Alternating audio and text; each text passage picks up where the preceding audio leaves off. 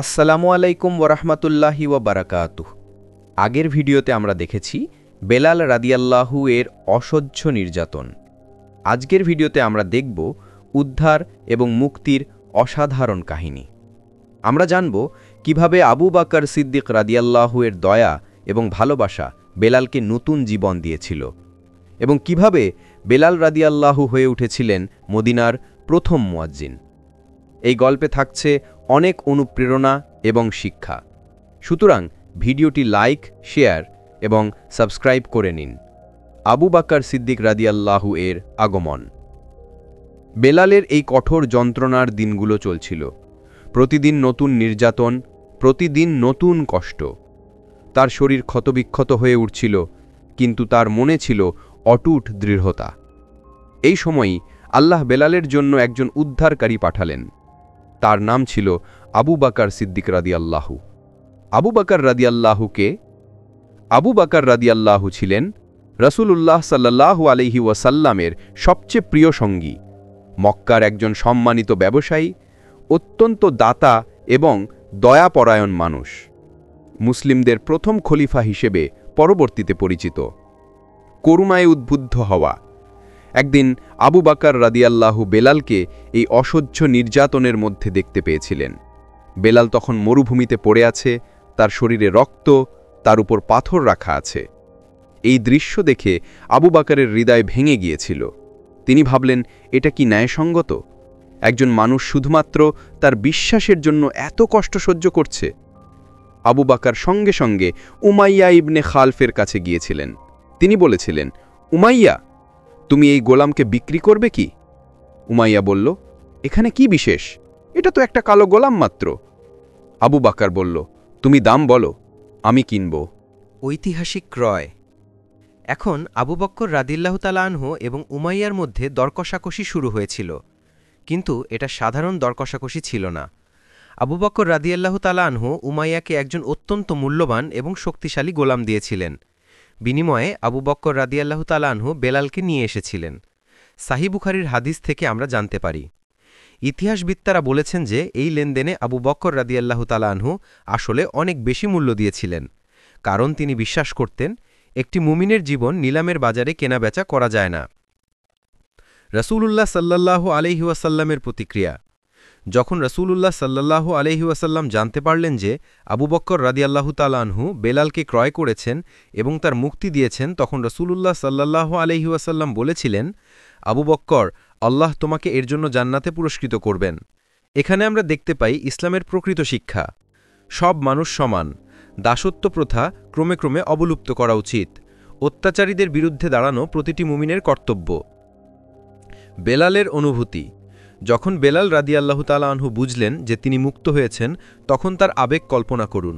এত বছর পর তার শৃঙ্খল ভাঙা হয়েছে, এত বছর পর তিনি নিজের মালিক হয়েছেন।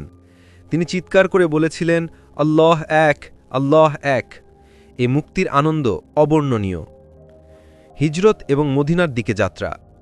এরপর বেলাল রাদিয়াল্লাহু তাআলা আনহু রাসূলুল্লাহ সাল্লাল্লাহু আলাইহি ওয়াসাল্লামের সাথে থাকলেন, মক্কায় ইসলাম প্রচার করতে থাকলেন। কিন্তু মক্কার মুশরিকরা ক্রমে ক্রমে মুসলিমদের উপর নির্যাতন বাড়িয়ে দিল।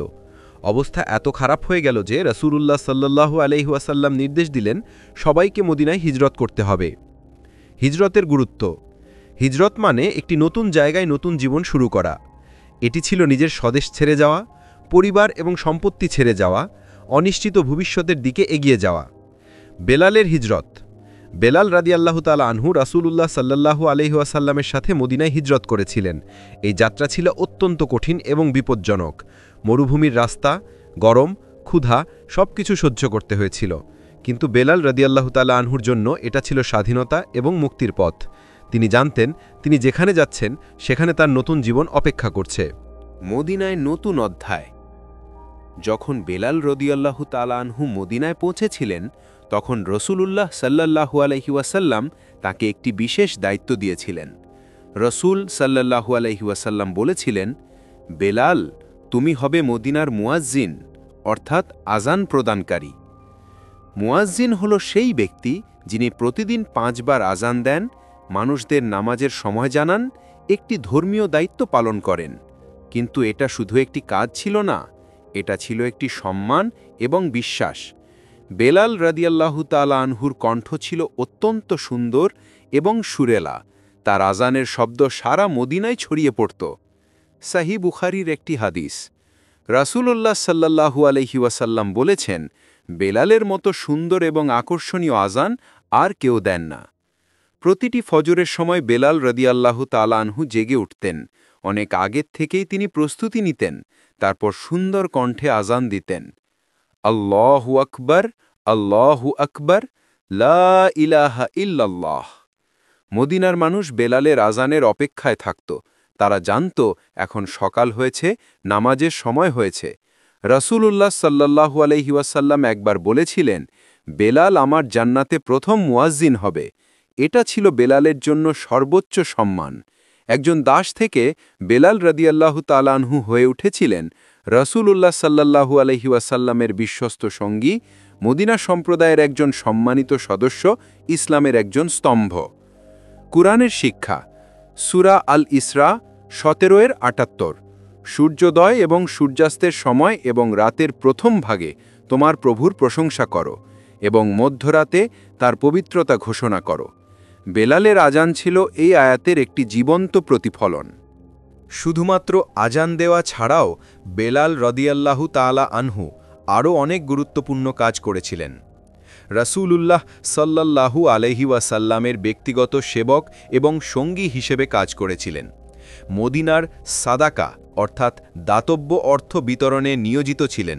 রাসূলুল্লাহ সাল্লাল্লাহু আলাইহি ওয়াসাল্লামের ধন সম্পত্তির হিসাব রক্ষা করেছিলেন। বিভিন্ন গুরুত্বপূর্ণ মিশনে গিয়েছিলেন।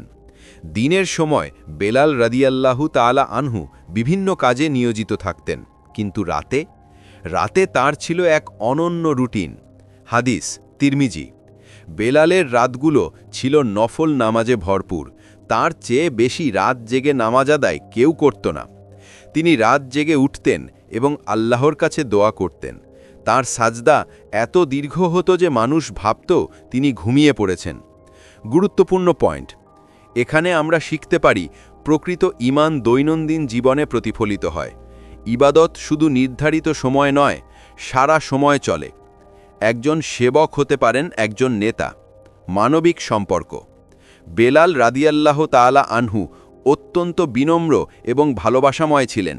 তিনি সবার সাথে সুন্দরভাবে আচরণ করতেন, তা সে ধনী হোক বা গরিব। প্রিয় দর্শকরা, এই অসাধারণ যাত্রা চলছে।